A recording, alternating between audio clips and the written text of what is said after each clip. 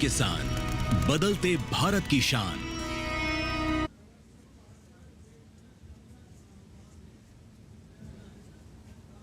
मुझे तो वो ज़्यादा बेटर लगते थे गार्ड्स।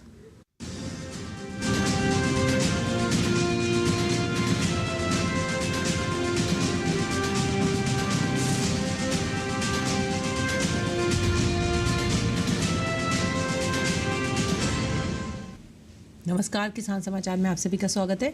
सबसे पहले मुख्य समाचार। केंद्रीय कृषि एवं किसान कल्याण मंत्री शिवराज सिंह चौहान ने दिल्ली के किसानों से की मुलाकात। किसानों ने कृषि मंत्री के सामने रखी अपनी बात। शिवराज सिंह ने कहा, केंद्र की योजनाओं के दिल्ली में लागू न होने से दिल्ली के किसानों को हो रहा है बड़ा नुकसान।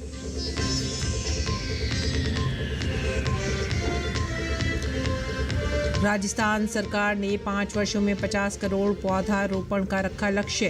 राज्य में पंचायत पौधशाला स्थापित करने का भी निर्णय। पंचायत पौधशाला विकसित करने के लिए नोडल अधिकारियों की नियुक्ति मनरेगा योजना के तहत विकसित की जाएंगी पंचायत पौधशाला।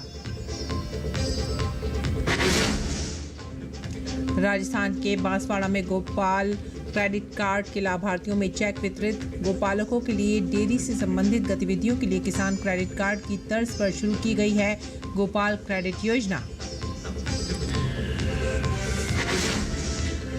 मध्य प्रदेश के दुर्गम क्षेत्रों में घर घर पहुंचेगी स्वास्थ्य सेवाएं। पीएम जनमन अभियान के तहत 66 मोबाइल मेडिकल यूनिट को हरी झंडी। 21 जिलों के 87 विकासखंड के 1268 गांवों को होगा लाभ।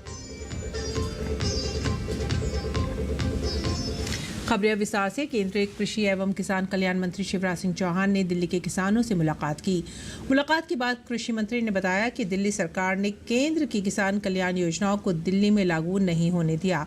साथ ही आप सरकार पर निशाना साधते हुए राजनीति के लिए किसानों का अहित न करने की बात भी कही।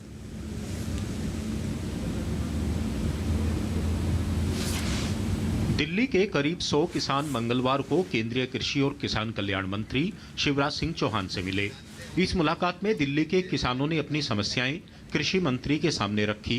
बैठक के बाद केंद्रीय कृषि मंत्री शिवराज सिंह चौहान ने किसानों को बताया कि देश भर में किसानों के लिए अनेकों कल्याणकारी योजनाएं चलाई जा रही हैं, लेकिन दिल्ली की आम आदमी पार्टी की सरकार ने केंद्र की योजनाओं को दिल्ली में लागू नहीं किया है, जिससे दिल्ली के किसानों को बड़ा नुकसान हुआ है।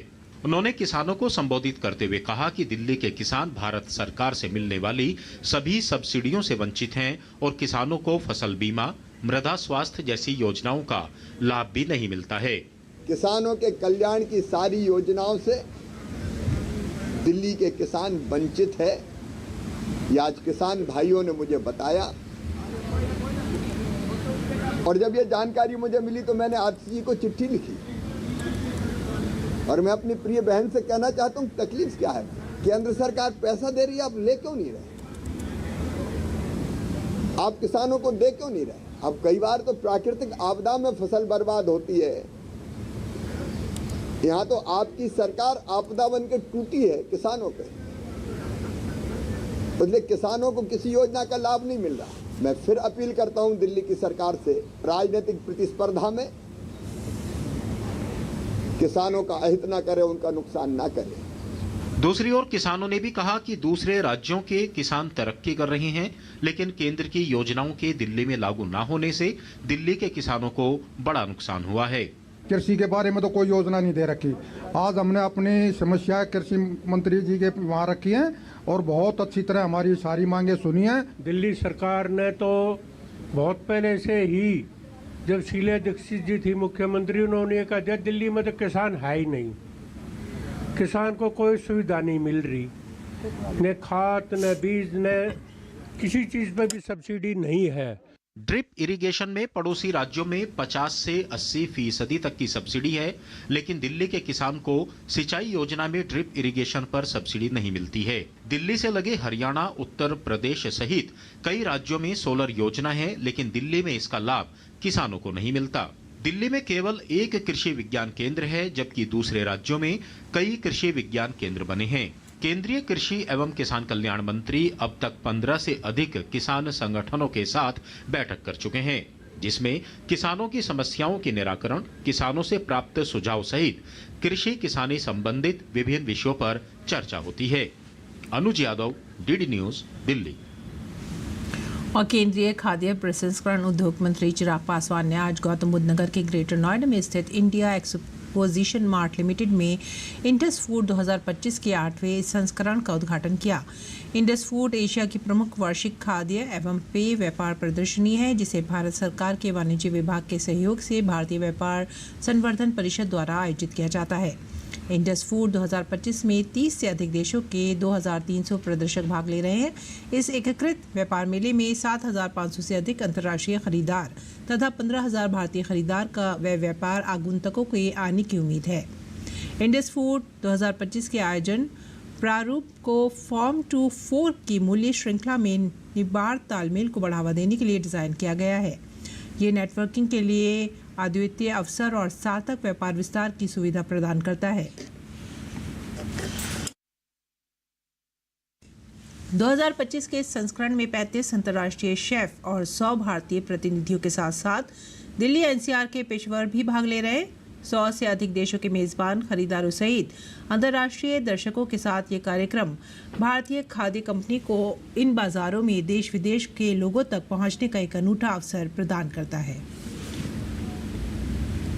हमारे मसाले यहाँ के जो हमारी ताकत है, जो कि मैं मानता हूँ कि बहुत कम देश ऐसे हैं जिनके पास इतने अलग अलग प्रकार के स्वाद उपलब्ध होते हैं। कैसे हम लोग इसको दुनिया तक लेकर जाएं। भारत में, जैसा मैंने कहा, कृषि प्रधान देश होने के नाते वो क्षमता है कि आने वाले दिनों में हम लोग अपने आप को वर्ल्ड फूड बास्केट के तौर पर दुनिया के सामने हम लोग प्रस्तुत कर सकते हैं। ना सिर्फ अपने देश की भूख को पूरा कर सकते हैं, बल्कि ग्लोबली हंगर जो आने वाले दिनों में शायद बढ़ती आबादी की वजह से एक बड़ी समस्या बन सकता है, उस पर भी पूरी तरीके से अंकुश पाने के लिए, उसको नियंत्रित करने के लिए भारत पूरी तरीके से समर्थ है। अगली खबर राजस्थान से। राजस्थान सरकार ने आगामी 5 वर्षों में प्रदेश में 50 करोड़ पौधारोपण का लक्ष्य निर्धारित किया है। इसी के मद्देनजर पंचायत पौधशाला स्थापित करने का निर्णय भी लिया गया है। सभी कलेक्टरों को इसके तहत आदेश भी जारी हो गए हैं। सरकार ने 5 वर्षों में 50 करोड़ पौधारोपण का रखा लक्ष्य। राजस्थान में पंचायत पौधाशाला स्थापित करने के लिए लिया गया निर्णय। पंचायत पौधाशाला विकसित करने के लिए नोडल अधिकारियों की नियुक्ति। एक पंचायत में कम से कम 5000 पौधों की पंचायत पौधाशाला होगी तैयार। मनरेगा योजना के तहत पंचायत पौधाशाला किए जाएंगे विकसित। राजस्थान को हरा भरा बनाने के लिए अब प्रत्येक पंचायत में पंचायत पौधाशालाएं विकसित की जाएंगी। ग्राम पंचायतें भी अपने स्तर पर पौधाशालाएं विकसित कर हरियाली को बढ़ावा देने में अपना सहयोग करेंगे। इसके लिए ग्रामीण विकास एवं पंचायती राज विभाग की ओर से कवायद शुरू करते हुए प्रदेश के सभी जिला कलेक्टरों को दिशा निर्देश जारी कर दिए गए हैं। महात्मा गांधी नरेगा योजना के अंतर्गत ग्राम पंचायतों में पंचायत पौधाशाला विकसित की जाएंगी। जिले के सभी ग्राम पंचायतों में पंचायत पौधाशाला बनाने के लिए तैयारी की जा रही है। सभी पंचायतों में पौधाशालाओं के लिए स्वीकृति जारी हो चुकी है। पौधाशाला विकसित होने से हरियाली को बढ़ावा मिलेगा। मानसून सत्र में एक व्यापक स्तर पर वृक्षारोपण अभियान चलाया जाता है, जिसमें ग्राम पंचायत स्तर पर ही बीज विकसित किए जा रहे हैं, उनके छोटे पौधे विकसित किए जा रहे हैं, जो कि एक व्यापक स्तर पर एक युद्ध अभियान के रूप में वृक्षारोपण का काम चलाया जाएगा। पौधाशाला विकसित होने से हरियाली को बढ़ावा मिलेगा। मुख्यमंत्री वृक्षारोपण महाअभियान मॉनसून 2024 की तर्ज पर महात्मा गांधी नरेगा योजना के अंतर्गत वृक्षारोपण के कार्यों को प्राथमिकता से किया जाना तय किया गया है। इसके तहत प्रत्येक ग्राम पंचायत में भूमि उपलब्धता एवं आवश्यकता अनुसार आगामी मॉनसून में संभावित वृक्षारोपण के लिए पौधाशाला तैयार होंगी।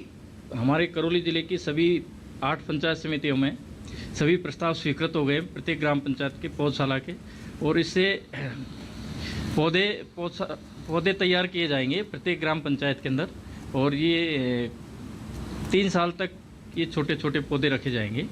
पंचायत पौधाशाला विकसित करने के लिए नोडल अधिकारियों की भी नियुक्ति की गई है। इसके अनुसार ग्राम पंचायत स्तर पर ग्राम विकास अधिकारी, ब्लॉक स्तर पर सहायक अभियंता ईजीएस, जिला स्तर पर अधिशासी अभियंता ईजीएस तथा राज्य स्तर पर अधीक्षण अभियंता ईजीएस मुयालय को नोडल अधिकारी नियुक्त किया गया है।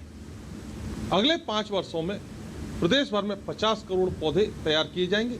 पंचायत स्तर पर 5000 पौधे विकसित करने का लक्ष्य रखा गया है, जो प्रदेश को हरा भरा बनाने में सहयोग प्रदान करेगा। धर्मेंद्र शर्मा, डीडी राजस्थान, करौली। और किसानों को पशुपालन के लिए आसानी से लोन मिल सके, इसके लिए सरकार द्वारा कई योजनाएं चलाई जा रही हैं। इसी कड़ी में राजस्थान के सहकारिता राज्य मंत्री सहकारिता गौतम कुमार डक ने बांसवाड़ा जिला स्थित गढ़ी और तलवाड़ा में आयोजित कार्यक्रम में Banswara central cooperative bank limited के गोपाल क्रेडिट कार्ड के लाभार्थियों को चेक वितरित किए। गोपाल क्रेडिट कार्ड के तहत किसानों को गौ पालन के लिए ब्याज मुक्त ऋण मिलेंगे, जो उनकी आर्थिक बोझ को कम करेगा। कार्यक्रम में पंचायत प्रतिनिधि, किसान, छात्र और उनके परिवार के सदस्य भी उपस्थित थे। चेक वितरण के पश्चात लाभार्थियों ने सरकार के इस प्रयास की सराहना की और उनके जीवन में एक महत्वपूर्ण एवं सकारात्मक मोड़ बताया। राजस्थान सरकार द्वारा वर्ष 2024-25 के बजट में गौ पालकों को डेयरी से संबंधित गतिविधियों जैसे गौवंश हेतु शेड, खेली का निर्माण तथा दुग्ध चारा बांट के उपकरण खरीदने के लिए किसान क्रेडिट कार्ड की तर्ज पर गोपाल क्रेडिट कार्ड योजना शुरू की गई है। योजना के पहले चरण में Banswara central cooperative bank limited से राज्य के 5 लाख गोपालक परिवारों को ब्याज मुक्त ऋण उपलब्ध कराया जाएगा। योजना के तहत पात्र पशुपालकों को 1 लाख रुपए तक का ऋण मिल सकेगा, जो ब्याज मुक्त होगा। और राजस्थान मध्य प्रदेश के पशुपालन एवं डेयरी राज्य मंत्री लखन पटेल ने कहा है कि गौवंश के आहार में हरा चारा और साइलेज को शामिल करें।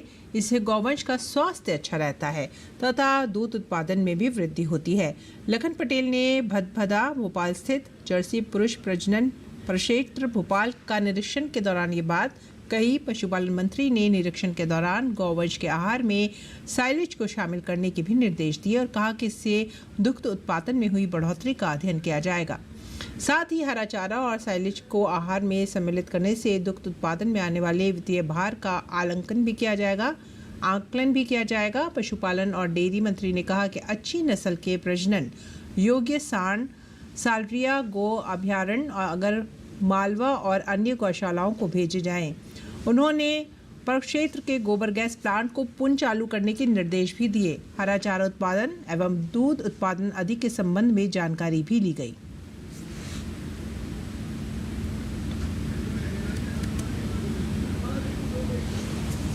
मोबाइल मेडिकल यूनिट को लेकर मध्य प्रदेश वासियों के लिए एक खुशखबरी है। सीएम डॉक्टर मोहन यादव ने पीएम जनमन योजना के तहत 21 जिलों के 87 विकास खंडों के लिए 66 मोबाइल मेडिकल यूनिट को हरी झंडी दिखाकर रवाना किया।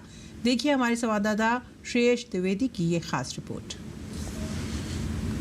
एमपी के दुर्गम क्षेत्रों में घर घर पहुंचेगी स्वास्थ्य सेवाएं। 1268 गांवों को मिल सकेंगी सुगम स्वास्थ्य सेवाएं। पीएम जनमन अभियान के तहत 66 मोबाइल मेडिकल यूनिट को हरी झंडी। स्वास्थ्य सेवाओं में पिछड़े क्षेत्रों में स्वास्थ्य सुविधाओं को बनाया जा रहा है सुलभ। मध्य प्रदेश में स्वास्थ्य सेवाएं पहुंचाने के लिए पीएम जनमन के अंतर्गत मोबाइल मेडिकल यूनिट सेवा की शुरुआत की गई है। मध्य प्रदेश के मुख्यमंत्री डॉक्टर मोहन यादव ने 21 जिलों के लिए 66 मोबाइल मेडिकल यूनिट को हरी झंडी दिखाकर रवाना किया। यह पहल प्रधानमंत्री जनमन योजना के अंतर्गत मध्य प्रदेश के दूर दराज और पिछड़े इलाकों में स्वास्थ्य सेवाएं उपलब्ध कराने के उद्देश्य से शुरू की गई है। यह मेडिकल यूनिट एक चलता फिरता अस्पताल है। इन मोबाइल मेडिकल यूनिट से प्रदेश के दूरस्थ अंचलों में स्वास्थ्य सेवाओं की सुगम प्रदायगी सुनिश्चित होगी। इन मोबाइल मेडिकल यूनिट से प्रदेश के दूरस्थ अंचलों में स्वास्थ्य सेवाओं की सुगम प्रदायगी सुनिश्चित होगी। मेडिकल मोबाइल वैन को यूनिट को रवाना किया है। ये लोगों के जीवन बदलने के लिए, खास करके टीबी, सिकल सेल एनीमिया से लगा करके सामान्य बीमारियों के लिए भी घर पहुंच सेवा के रूप में काम करेगी। प्रत्येक मोबाइल मेडिकल यूनिट की लागत 33,86,000 रुपए है। इस यूनिट से 21 जिलों के 87 विकास खंड के 1268 गांव की लगभग 3,12,000 से अधिक की आबादी को सुगम स्वास्थ्य सेवाएं मिल सकेंगी।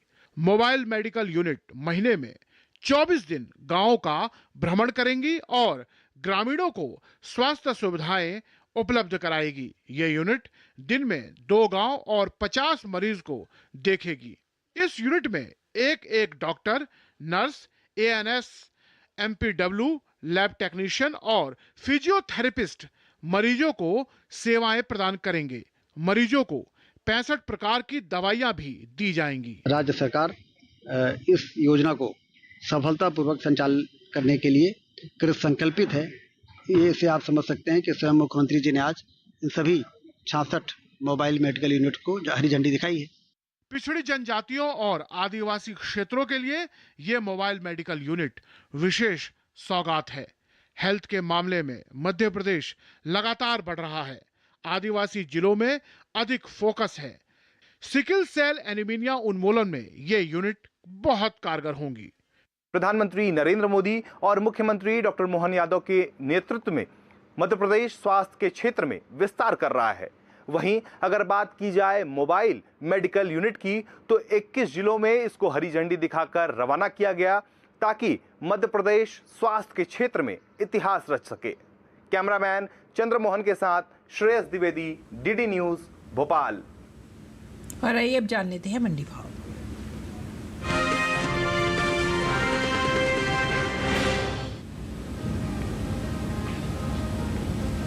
इन दिनों ज्यादातर कृषि उपज मंडियों में सूरजमुखी की आवक सुस्त बनी हुई है। 7 जनवरी को भी इक्का दुक्का मंडियों में ही सूरजमुखी बिकवाली के लिए पहुंची। वहीं बात हाजिर भाव की करें तो एग्मार्कनेट के मुताबिक कर्नाटक की कुश्तगी मंडी में सूरजमुखी के सौदों में मजबूती के साथ कारोबार हुआ। यहां शनिवार को सूरजमुखी का भाव रहा 7,000 रुपए। मंगलवार को इसके सौदों में 300 रुपए का उछाल आया, जिसके बाद सूरजमुखी का भाव 7,300 रुपए हो गया। कृषि मंत्रालय की ओर से हाल ही में अंतिम अग्रिम अनुमान को जारी किया गया है, जिसके मुताबिक रबी और खरीफ सूरजमुखी की पैदावार में कमी का अनुमान जताया गया है। साल 2023-24 के दौरान देश में कुल सूरजमुखी की उपज 1,73,000 टन होने का अनुमान है, जबकि साल 2022-23 के दौरान सूरजमुखी की पैदावार का ये आंकड़ा 3,63,000 टन था। यानी बीते साल के मुकाबले इस साल सूरजमुखी की पैदावार में 1,90,000 टन की कमी देखने को मिल सकती है, जिसका असर सूरजमुखी के बाजार भाव पर भी पड़ सकता है। वहीं कुछ समय पहले ही केंद्र सरकार ने विपणन सत्र 2024-25 के लिए 14 खरीफ फसलों के न्यूनतम समर्थन मूल्य में बढ़ोतरी की है। सरकार के इस फैसले से किसानों को उनकी फसलों का उचित दाम मिलेगा, साथ ही आय में भी वृद्धि होगी। इन 14 खरीफ फसलों में सूरजमुखी भी शामिल है। सूरजमुखी के बीज का MSP साल 2023-24 के दौरान 6,760 रुपए प्रति क्विंटल था, जिसे साल 2024-25 के दौरान 520 रुपए बढ़ाकर 7,280 रुपए प्रति क्विंटल तय कर दिया गया है। बता दें, कृषि एवं किसान कल्याण विभाग ने 30 दिसंबर 2024 तक के लिए रबी फसलों की बुआई को लेकर ताज़ा आंकड़े जारी किए हैं, जिसके मुताबिक रबी फसलों में शामिल सूरजमुखी बुआई साल 2024-25 के दौरान 59,000 हेक्टेयर में हो चुकी है, जबकि बीते साल इस दौरान रबी सूरजमुखी की बुआई का ये आंकड़ा 33,000 हेक्टेयर रहा था। यानी रबी सूरजमुखी की बुआई में इस साल 26,000 हेक्टेयर में बढ़त देखने को मिली है।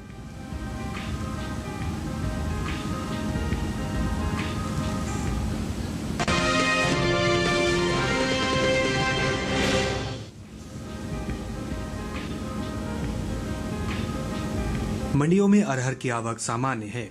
हाजिर भाव पर नजर डालें तो मंगलवार को देश की ज्यादातर मंडियों में अरहर के सौदे उठापटक के साथ हुए। एग्मार्कनेट के मुताबिक गुजरात की राजकोट मंडी में 6 जनवरी को अरहर का भाव था 7,700 रुपए। 7 जनवरी को इसके भाव में 550 रुपए का उछाल देखने को मिला, जिसके बाद अरहर का भाव हो गया 8,250 रुपए। इसी तरह की ही जम्बूसर मंडी में इस दौरान अरहर के भाव में बढ़त दर्ज की गई। यहाँ बीते सोमवार अरहर की कीमत थी 7,800 रुपए।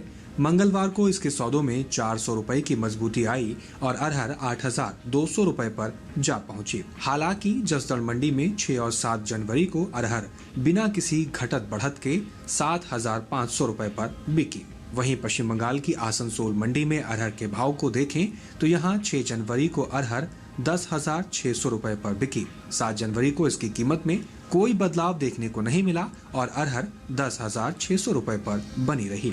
अरहर की पैदावार को देखें तो कृषि मंत्रालय की ओर से हाल ही में खरीफ फसलों के पहले अग्रिम अनुमान को जारी किया गया है, जिसके मुताबिक साल 2024-25 के दौरान देश में घरेलू स्तर पर खरीफ अरहर की पैदावार 35,02,000 टन होने का अनुमान जताया गया है। वहीं साल 2024-25 के दौरान कुल खरीफ दलहनी फसलों की पैदावार 69,54,000 टन अनुमानित है। बताते चलें कि कुछ समय पहले ही केंद्र सरकार ने विपणन सत्र 2024-25 के लिए 14 खरीफ फसलों के न्यूनतम समर्थन मूल्य में बढ़ोतरी की है। सरकार के इस फैसले से किसानों को उनकी फसलों का उचित दाम मिलेगा, साथ ही आय में भी वृद्धि होगी। खरीफ दालों में शामिल तुअर यानी अरहर दाल के एमएसपी में सबसे ज्यादा बढ़ोतरी हुई है।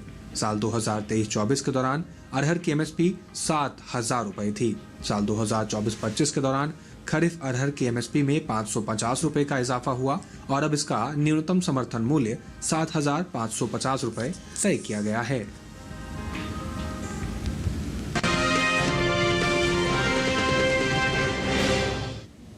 और आइए बात करते हैं मौसमी खेती की। किसान इस मौसम में कैसे रखें अपनी खेती का ख्याल, देखते हैं।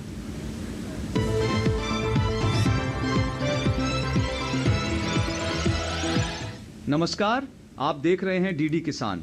मैं हूं एआई कृष और आज हम जम्मू कश्मीर, उत्तराखंड, हिमाचल प्रदेश और दिल्ली में होने वाली खेती किसानी से संबंधित सलाहों के बारे में पूरी जानकारी देंगे।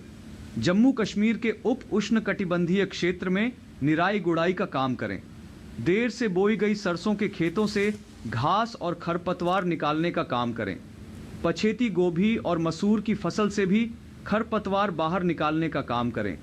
जम्मू कश्मीर के किसान पत्तेदार सब्जियां पॉली हाउस में उगाना ज़्यादा उचित रहेगा। जम्मू कश्मीर के मध्यवर्ती इलाकों में हाल ही के दिनों में हुई बारिश की वजह से अगर जलभराव हो गया है तो जल निकासी की व्यवस्था ज़रूर करें।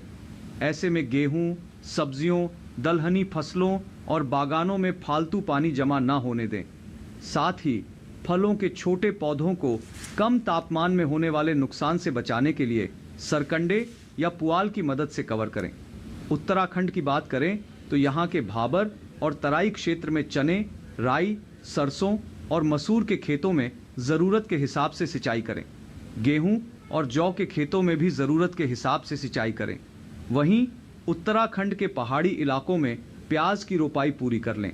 साथ ही हिमाचल प्रदेश के मध्य पहाड़ी कम आर्द्रता वाले हिस्सों में सब्जियों की फसल को कम तापमान से बचाने के लिए शाम के समय हल्की सिंचाई करें। यहाँ के किसान मूली और गाजर की खुदाई करते रहें। हिमाचल प्रदेश के ऊपरी पहाड़ी उपशीतोष्ण नम इलाकों में गोभी वर्गीय फसलों में ज़रूरत के हिसाब से हल्की सिंचाई करें। यहाँ के किसान आलू की रोपाई जारी रखें। दिल्ली के पास के इलाकों में प्याज, टमाटर, फूल गोभी, पत्ता गोभी और ब्रोकली की रोपाई उभरी हुई क्यारियों में करें। इसी तरह कृषि और किसानों से जुड़ी हर महत्वपूर्ण जानकारी के लिए हमारे साथ जुड़े रहिए और देखते रहिए डीडी किसान। धन्यवाद।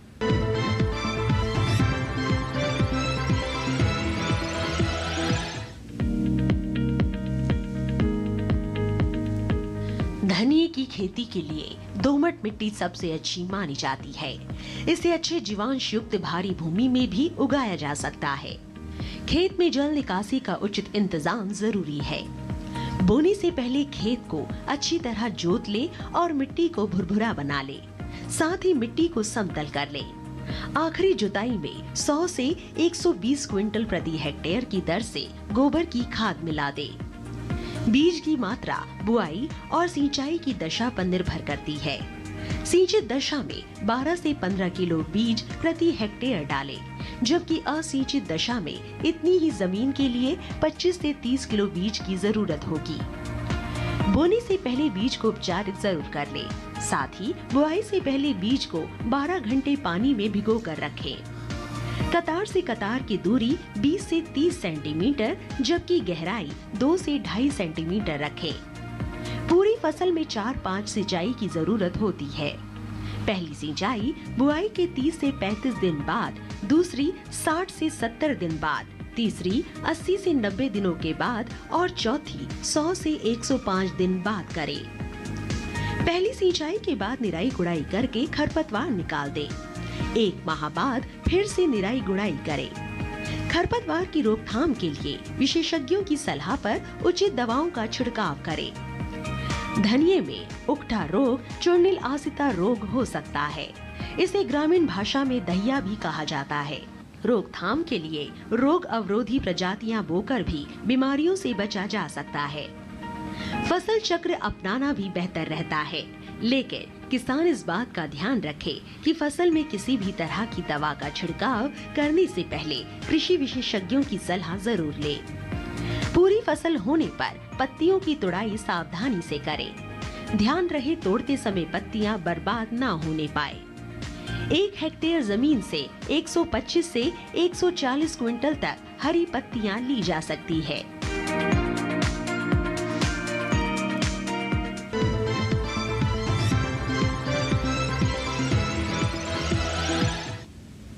और अब कुछ और खबरें खास खबर में।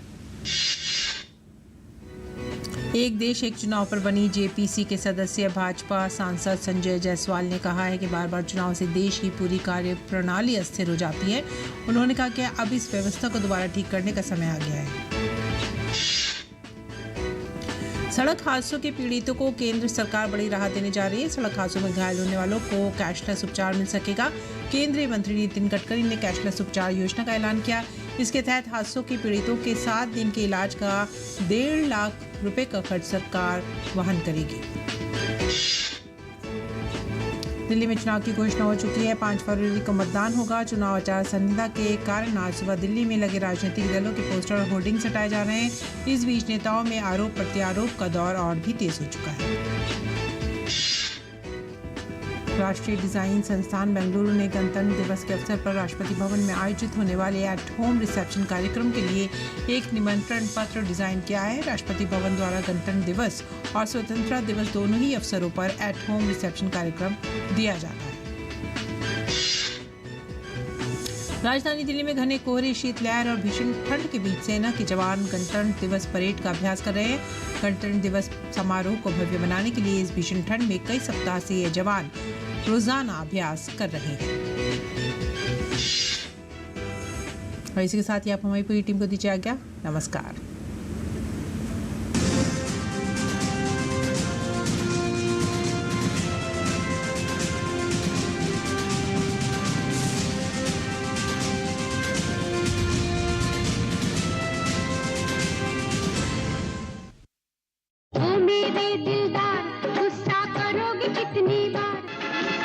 जितेंद्र का अलग अंदाज, जुए के खेल में माली नहीं, जान भी दांव पे लग जाती है बच्चों। साथ में खूबसूरत लीना चंद्रावर का मर्डर मिस्ट्री सस्पेंस। एक दिन वो मेरा सत्यानाश करके रहेगा। हार मिल गया है। सब कहते हैं हार नकली है। जो कुछ आपने किया उसका अंजाम आपको भुगतना पड़ेगा। सब कुछ है 70 के दशक की फिल्म नालायक में। कभी कभी ड्यूटी इंसान के लिए इम्तिहान हो जाती है। रीटा और तुम्हारे क्या संबंध है? जिसमें है असरानी, सतेंद्र कपूर, रजा मुराद, सुजीत, दारा सिंह और बिंदु जैसी बेहतरीन कलाकार। दुनिया ने मुझको है समझा नकारा, नालायक नालायक कह के पुकारा।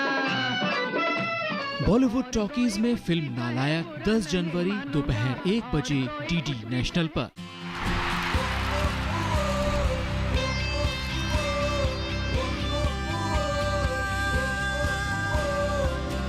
ये नस नस में बन के शोला भड़कता है, देश के हर दिल में हॉकी धड़कता है, देश के हर दिल में हॉकी तो इंडिया जश्न पे बनता है।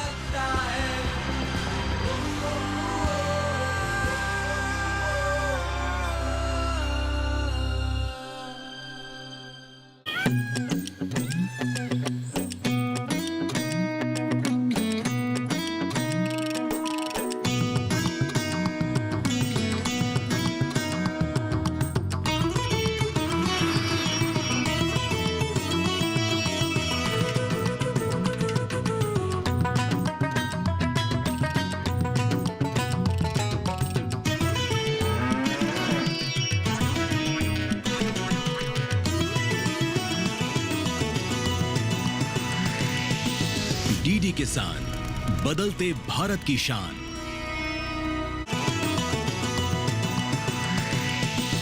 डीडी किसान, बदलते भारत की शान।